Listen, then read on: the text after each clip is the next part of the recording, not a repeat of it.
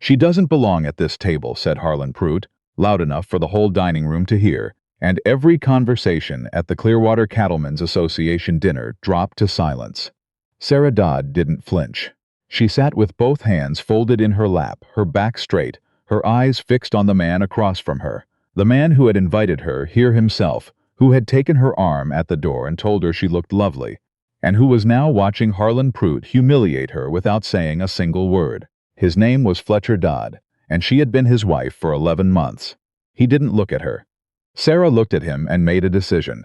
Fletcher Dodd had a reputation in Clearwater County that preceded him by about 2 counties in every direction. Third-generation cattle money. A handshake worth more than most men's signatures. A man who'd walked into the worst drought in a decade and walked out the other side with his herd intact while his neighbors sold off in pieces. He was respected, which in cattle country means something harder and more durable than liked. Sera Benton had been a schoolteacher in the town of Harrow, 40 miles east of Clearwater, when Fletcher rode through on his way back from a land survey.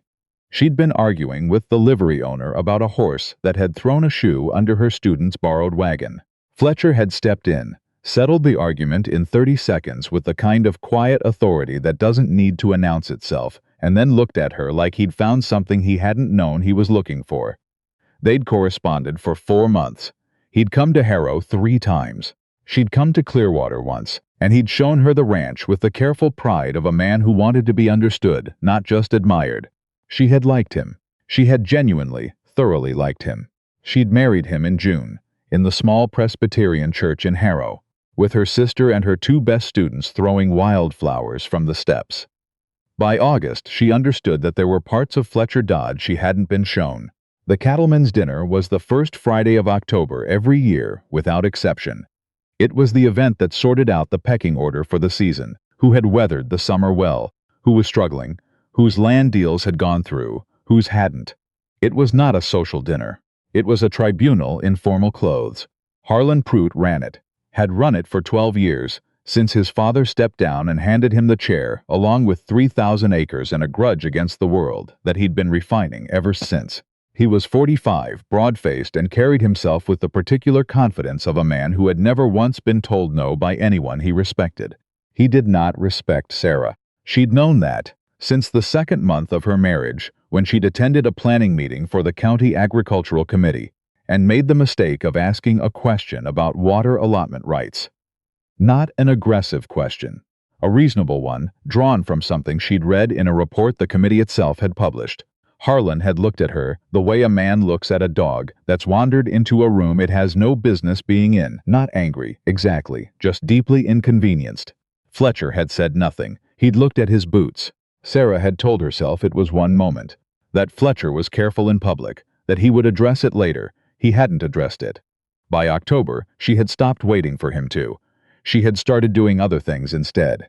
"I believe," Sera said, her voice carrying just far enough to reach the tables nearest her, without sounding like she was trying, "that I was invited by my husband, the same as every other wife at this table. If there's been some change to that policy, Mr. Pruitt, I imagine it would have been communicated beforehand." Harlan's jaw tightened, just slightly. "This is a professional gathering, Mrs. Dodd. For ranchers. I understand the ranch's water rights filings as well as my husband does," Sera said. "Possibly better. I've spent the last 2 months reviewing the county's irrigation amendments. If the conversation this evening turns to water access, and I imagine it will, given the survey results from the eastern tributary, I'm prepared to contribute." Nobody moved. Harlan Pruitt stared at her. Fletcher, beside her, had gone very still. The man at the next table, a rancher named August Pruitt, no relation to Harlan, whose family had run sheep on the county's northwest edge for 30 years, made a short sound that might have been a laugh quickly converted into a cough. "The Eastern Tributary Survey," Harlan said slowly, "is a closed document. It's a county record," Sera said, "filed with the land office on September the 14th. Any resident can request a copy. I did." The silence had a different quality now. Sera picked up her water glass and drank from it calmly, because her mouth had gone completely dry and she needed a moment, and because sometimes the most effective thing you can do in a room full of people watching you is behave as though you're not particularly interested in being watched. The dinner continued. Harlan Pruitt ate his beef with the focused displeasure of a man recalibrating. Fletcher said nothing to Sera for the rest of the meal. On the ride home, the wagon wheels on the dry road made a sound like someone shuffling cards over and over, and Sera watched the dark hills and thought about her father's kitchen table, where she'd grown up reading anything she could carry from the town lending library because they couldn't afford to buy books. Land management reports, agricultural surveys, county assembly minutes. She'd read them all because they were there, because words were words, because her father had said the same thing to her at 7 years old that he'd said every year after. Learn how this actually works, Sera. Not how people say they work, how they actually work. She was 31 years old, and she knew how things actually worked. That was unnecessary, Fletcher said finally. She turned to look at him. His profile in the moonlight was handsome and unreadable, the same as it had been the first time she'd seen it. What was unnecessary? Making a scene. I didn't make a scene. Harlan made a scene. I answered a question. You embarrassed him. He embarrassed me first, in front of 40 people. Fletcher's hands tightened on the reins.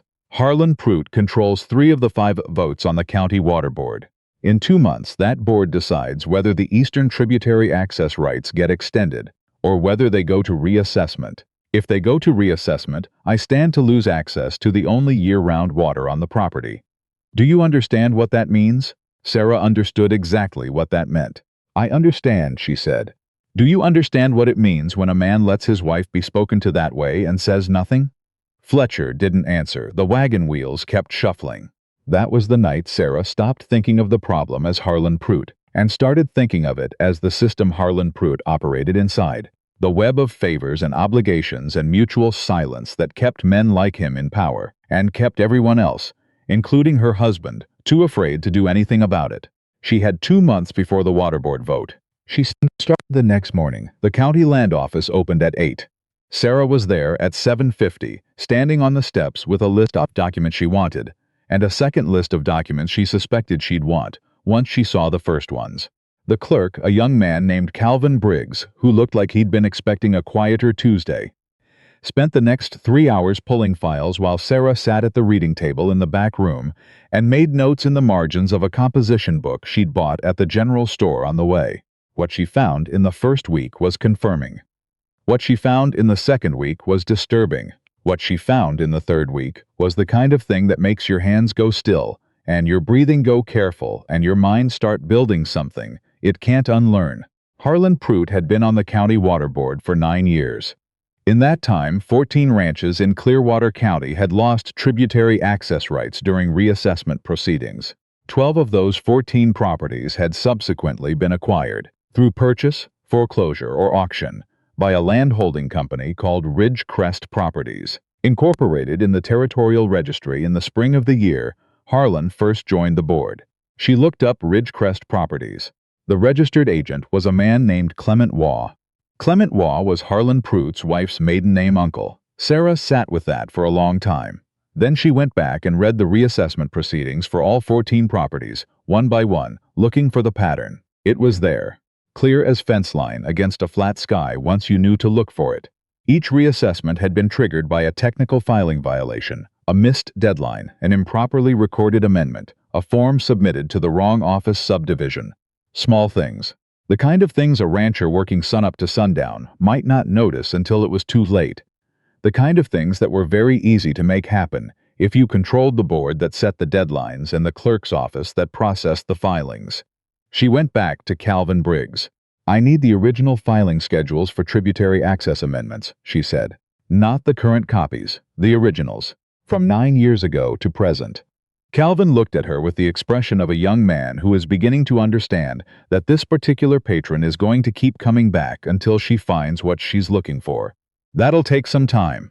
I'll wait. She waited. She came back the next day and waited again. And the day after that. What she found in the original filing schedules was what she'd expected and dreaded finding. 6 instances spread over 8 years where deadline dates in the official record did not match the dates on the original amendment documents. Someone had gone back and changed the deadlines after the fact, changed them by just enough, 3 weeks here, 5 weeks there, to make properties that had filed on time appear to have filed late. Sera copied every discrepancy by hand. The copying took 4 days. Her fingers cramped. She kept going. She was doing this on her own time. in the mornings before Fletcher came down for breakfast, and in the evenings after he rode out to check the south herd. She hadn't told him what she'd found, not because she didn't want to, because she knew what he'd say. He'd say Harlan was too powerful to fight. He'd say the cost of being right wasn't worth the cost of the consequences. He'd say, "Sit down, Sera." She wasn't sitting down.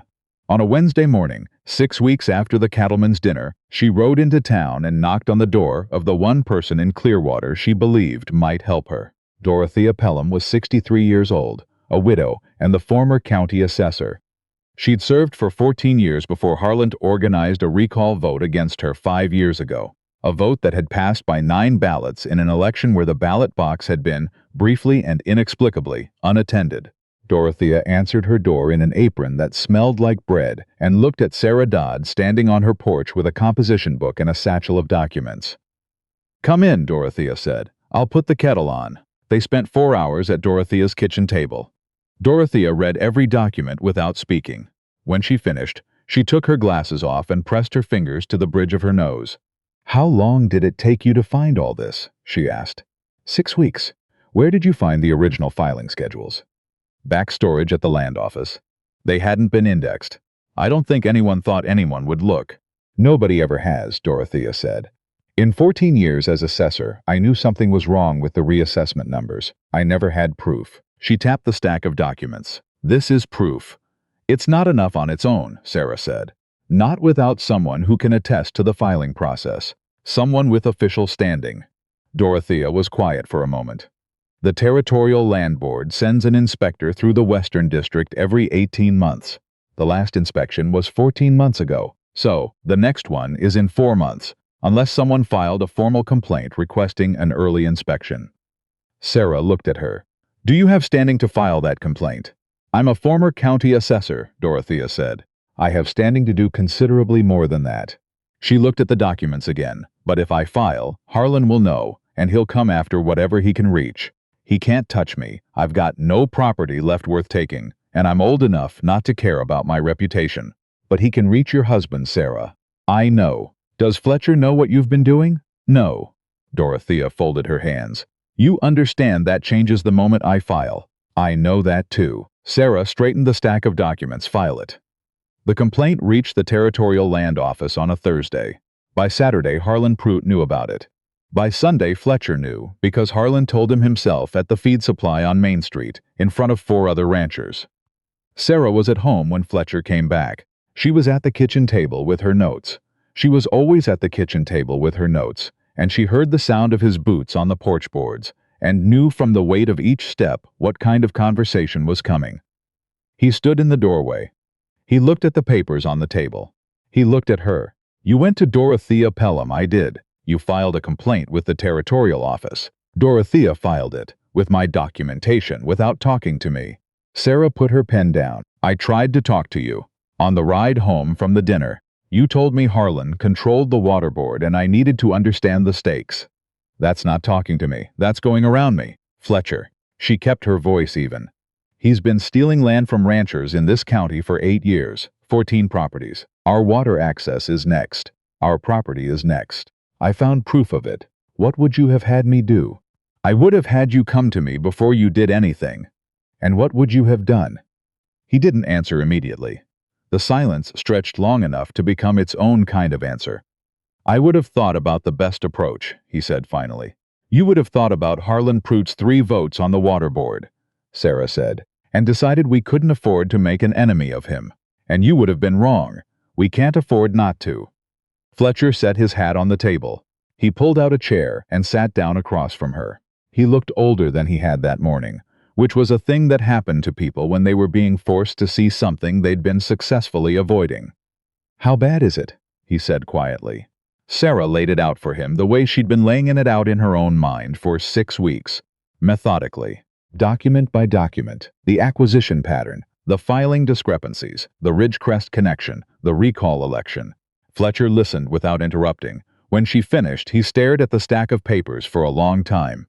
14 properties, he said, that I can document. There may be more, and ours would have been next. The Eastern Tributary reassessment is scheduled for December.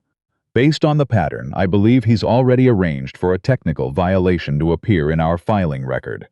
Fletcher rubbed his face with both hands. He had the look of a man who had believed for a very long time that careful management and keeping his head down were the same thing as being safe. Sera understood that look. She'd been married to it for 11 months. She'd been watching it cost him things he didn't even know he was losing. "What do we do?" he said. Something shifted in her chest. Not forgiveness, not yet. That was a different conversation and a longer one, but the recognition that he was asking. That he had finally stopped deciding in advance what the answer had to be and was actually asking. "We do what we should have done from the beginning," Sera said. "We fight." The territorial inspector's name was Howard Mays. He arrived in Clearwater 17 days after Dorothea's complaint, faster than either Sera or Dorothea had expected, because, as it turned out, the Territorial Land Board had already received 2 other preliminary complaints about water access irregularities in the county, from ranchers who hadn't known how to formalize what they suspected but had been suspicious for years. Dorothea's complaint, backed by Sera's documentation, gave those suspicions a spine. Howard Mays was a slight man in his mid-50s who wore his inspection authority the way experienced men wear authority, quietly, without announcements. He rode into Clearwater on a gray horse, checked into the hotel, ate a meal alone, and appeared at the land office the next morning with a leather case and a letter from the territorial governor's office that gave him full access to every record in the building. Calvin Briggs, who had spent the last 3 weeks increasingly aware that the documents he'd been pulling for Sera Dodd were significant in ways he hadn't entirely appreciated, opened every cabinet without being asked. Harlan Pruitt came to the land office that afternoon. He stood in the doorway of the back room, where Mays was working through the original filing schedules with the calm, unhurried focus of a man who'd seen versions of this before, and said, "Inspector, I'd like to introduce myself." Mays looked up. "I know who you are, Mr. Pruitt. I'll be in touch when I need your statement." The door to the back room did not close Harlan Pruitt out. It simply failed to invite him in, which accomplished the same thing. Sera was not at the land office that day. She was at the ranch in the kitchen, with Dorothea and a woman named Frances Aldcott, who had been married to the third rancher to lose tributary access rights to Ridgecrest properties. Frances was 60, dry-eyed, and had driven 11 miles in a wagon that needed new wheel spokes to be there. "They came for the water first," Frances said, sitting at the table with a cup of coffee she wasn't drinking. "Then the land. Then my husband couldn't make the bank payments without the grazing acres, and the bank," she paused. "Clement Waugh's bank wouldn't extend the note." "Clement Waugh is Harlan Pruitt's wife's uncle," Sera said. "I know that now," Frances said. "Didn't know it then." Dorothea looked at Sera. "If Frances is willing to provide a statement to the inspector, it changes the character of the complaint. It moves from a filing dispute to a pattern of coordinated fraud." "I'll provide whatever he needs," Frances said. She finally picked up the coffee. "I've been waiting 5 years for someone to ask." Fletcher came in from the south pasture in the afternoon and found 3 women at his kitchen table with documents spread between them like a campaign map. He stood in the doorway for a moment, hat in hand. "We're having a meeting," Sera said. "I see that." He looked at the documents. Then he pulled out a chair and sat down. "What can I do?" Dorothea regarded him with the calm appraisal of a woman who had watched a great many men decide eventually to be useful. "Can you speak to August Pruitt? He's been on the northwestern edge of the county long enough to have watched at least 4 of the acquisitions happen. He won't want to testify, but he might if someone he trusts asks him." "I can talk to August," Fletcher said. "And there are 2 other families," Sera said, consulting her notes, the Barclay Coles on the South Fork, and an older widow named Henrietta Bloom, east of the Mill Road. "I believe both had access rights that were manipulated in the early years. I haven't been able to reach them." "I know Henny Bloom," Fletcher said. "I'll ride out to her place tomorrow." Sera looked at him across the table. He looked back at her. It wasn't the way they'd looked at each other in the beginning, that first careful delighted recognition. It was something quieter and more load-bearing. The look of 2 people deciding, together, what they were made of. Howard Mays spent 11 days in Clearwater County. He interviewed 14 people, including Frances Aldcott, August Pruitt, and Henrietta Bloom, who turned out to be 80 years old and in possession of a memory for dates and figures that made Mays's eyebrows go up twice during their conversation. He reviewed 463 documents. On the 11th day, he held a formal review meeting at the county courthouse, which was the building next to the land office, and which, in the 9 years of Harlan Pruitt's tenure on the Water Board, had never once hosted a proceeding that Harlan Pruitt did not control the outcome of. Harlan sat at the table across from Howard Mays with his attorney beside him. The attorney was from a firm in the territorial capital, expensive, composed, experienced. He had a briefcase that suggested preparation and a face that suggested nothing. Sera and Dorothea were allowed to attend as the parties who had filed the original complaint. Fletcher sat beside Sera. Mays reviewed his findings without theatrics, filing discrepancies on 6 reassessment proceedings going back 8 years. Documentary evidence of altered deadline records in the original filing storage. A pattern of property acquisition through a connected entity, Ridgecrest Properties, in the months following each manipulated reassessment. A bank credit structure, documented through loan records subpoenaed from Clement Waugh's institution, that made it materially impossible for the affected ranchers to recover access rights once they'd been lost. When Mays finished, the expensive attorney from the Capitol said, "Inspector, these allegations are serious, and my client denies." "Your client will have the opportunity to respond in territorial court," Mays said. "This proceeding is not a trial. It's a review of my findings." He closed his file. "I'm recommending immediate suspension of Ridgecrest Properties land holdings in this county, pending a full fraud investigation. I'm recommending the Water Board be placed under temporary territorial oversight, which removes Mr. Pruitt from his seat. And I'm recommending that the December tributary reassessment for the Dodd Ranch be suspended until the investigation concludes." The attorney said something about due process and the length of appeals proceedings.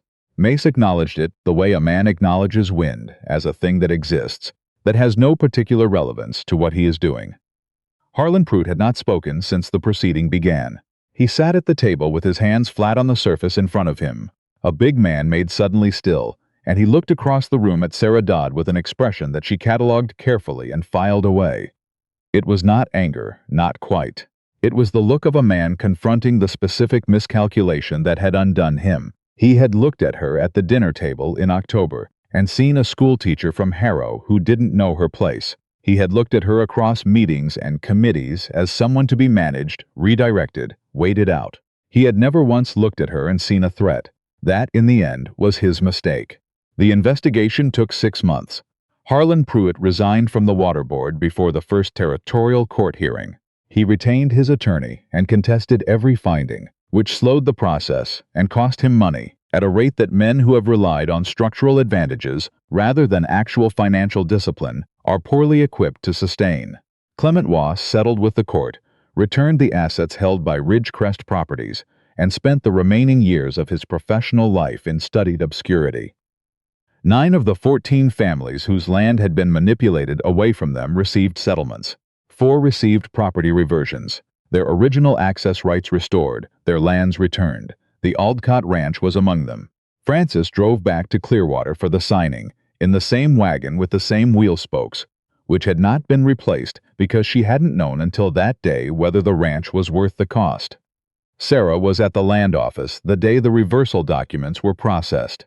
She watched Calvin Briggs, who had spent 6 months quietly cooperating with the territorial inspector, and who seemed, by the end of it, to have grown several years in professional understanding, stamp the documents with the county seal. There, he said, sliding them across the counter to Frances. Frances took them. She didn't speak for a moment.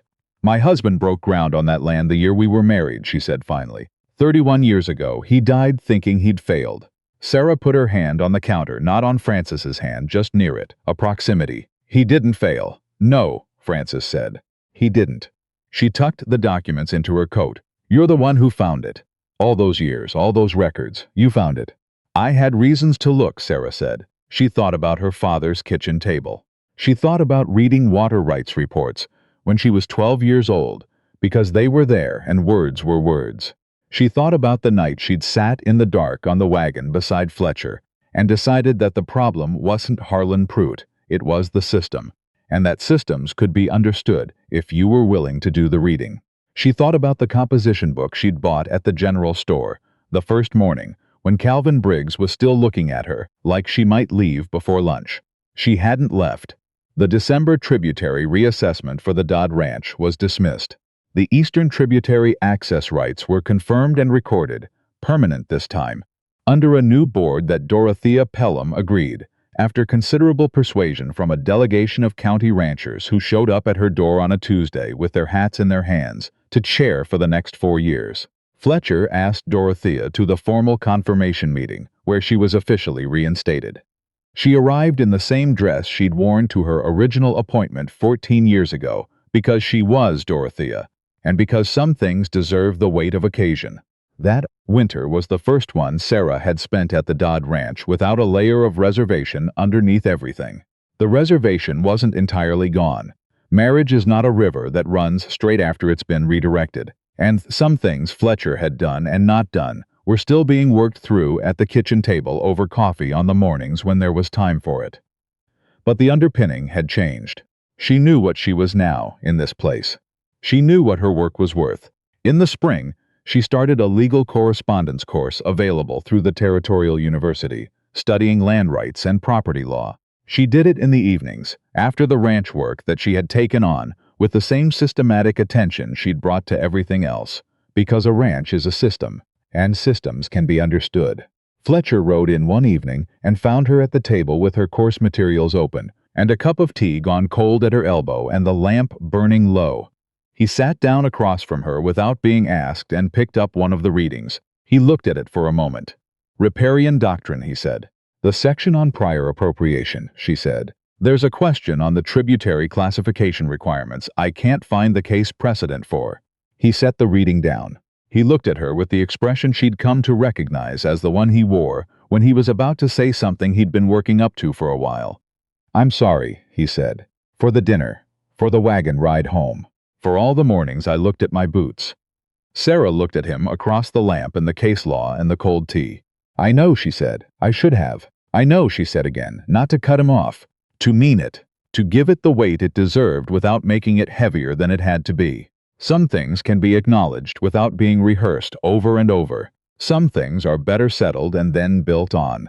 She found the case precedent for the tributary classification question 3 days later, in a ruling from a district court 40 years old that was cited in a footnote of one of her coursework readings. She underlined it twice. 2 years after that, she passed the territorial bar examination. She was the second woman in the Western District to do so. The first had been, as it happened, a woman in a neighboring county who had also started her legal education because of a water rights dispute, which suggested something about the particular nature of what drives people to finally learn all the rules.